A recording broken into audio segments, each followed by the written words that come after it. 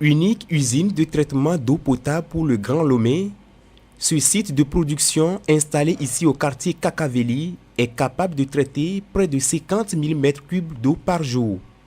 Pour mettre en perspective les investissements qui sont réalisés dans l'accompagnement de la politique du gouvernement togolais en développant le taux de desserte d'accès à l'eau potable, une délégation des partenaires techniques et financiers et le ministre en charge de l'eau et de l'hydraulique villageoise, Bolidia Thiem, ont visité ce 1er avril 2023 les installations hydrauliques et le laboratoire d'analyse des eaux usées.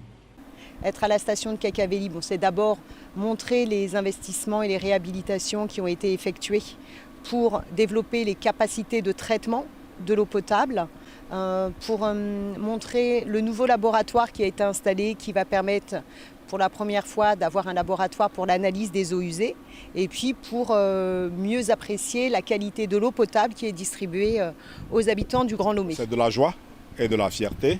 Nous avons visité ensemble le nouveau laboratoire qui a été réalisé dans le cadre d'un projet AEP Lomé phase 2.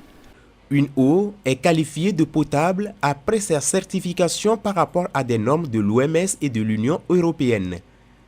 Ce laboratoire flambant neuf va désormais renforcer les capacités aux analyses d'eau et surtout celles des métaux lourds. Jusqu'à aujourd'hui, on ne faisait pas l'analyse de la présence des métaux lourds dans l'eau.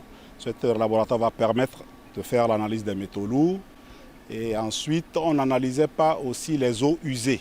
Vous voyez les usines qui sont installées dans Lomé et qui rejettent les eaux usées. Nous n'étions pas en capacité de savoir si ces rejets sont conformes aux normes. Donc, avec ce laboratoire, la TDE est en mesure de dire si un effluent est conforme ou pas conforme.